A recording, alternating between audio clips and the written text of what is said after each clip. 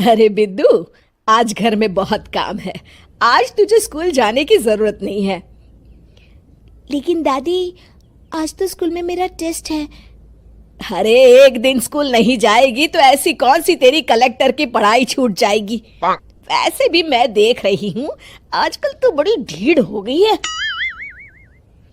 अपनी दादी की बातें सुनकर बिंदु नाराज हो जाती है। तभी उसकी माँ कहती है, अरे बिंदु, इतनी छोटी बात पे मुंह फुलाने की क्या जरूरत है। दादी बिल्कुल सही कह रही हैं।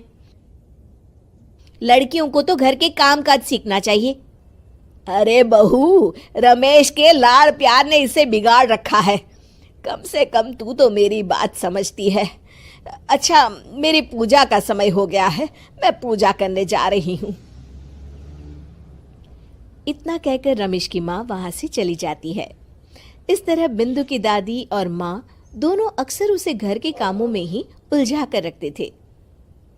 कुछ दिनों के बाद राजू और बिंदु के 10वीं के रिजल्ट्स आते हैं।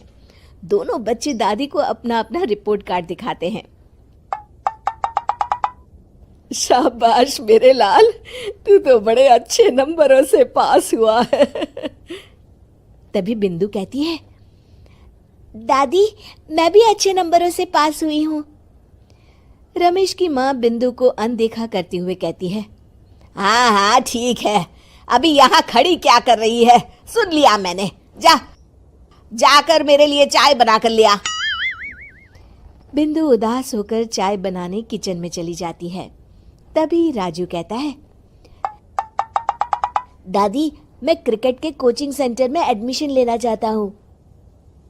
अरे वाह राजू बेटा, ये तो तूने बड़ी अच्छी बात कही। तू कल ही अपना एडमिशन करा ले, जितनी भी फीस होगी मैं दे दूंगी।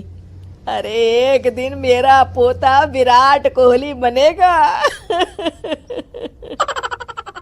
इस तरह अक्सर रमेश की माँ अपनी पोती बिंदु के साथ दुर्व्यवहार करती थी। कुछ दिनों के बाद रमेश की माँ और उसकी पत्नी दोनों सास बहू मिलकर राजू का एडमिशन अच्छे स्कूल में करवा देते हैं, लेकिन बिंदु का एडमिशन नहीं करवाते। इस बात से नाराज होकर बिंदु अपनी दादी से कहती है, लेकिन दादी, मुझे भी आगे की पढ़ाई करनी है। अरे क्या करेगी आगे की पढ़ाई लिखाई करके हैं? आज से ये पढ़ाई का भूत अपने दिमाग से उतार दे। इतना कहकर रमेश की माँ वहां से चली जाती है।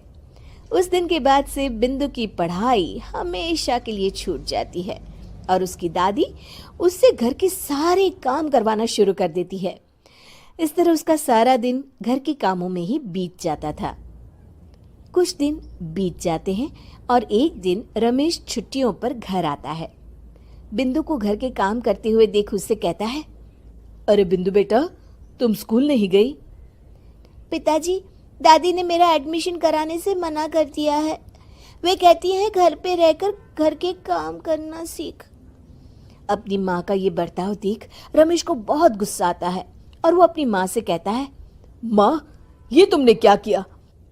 आगे की पढ़ाई के लिए स्कूल में बिंदु का एडमिशन क्यों नहीं करवाया? अरे बेटा, लड़की जात है, ज्यादा पढ़ लिख कर क्या करेगी? वैसे भी शादी के बाद तो इसे घर के ही काम करने हैं ना। तुम किस जमाने में जी रही हो माँ?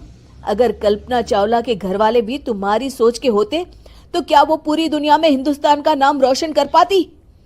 इसका स्कूल छुड़वाकर तुम इसका भविष्य बर्बाद कर रही हो, लेकिन मेरे रहते ऐसा नहीं होगा। बिंदु बेटा, कल ही तुम्हारा एक अच्छे स्कूल में एडमिशन करा दूंगा। तुम जितना चाहे उतना पढ़ो। मेरे होते हुए तुम्हें किसी बात की चिंता करने की जरूरत नहीं है। अपने पिता से हौसला पाकर बिंदु खुश हो जाती है और कहती है, जी पापा, मैं खूब मन लगाकर पढ़ाई करूंगी और बड़ी होकर डॉक्टर बनूंगी। ये हुई ना बात। शाबाश मेरी बेटी। शिक्षा, लड़का हो या लड़की,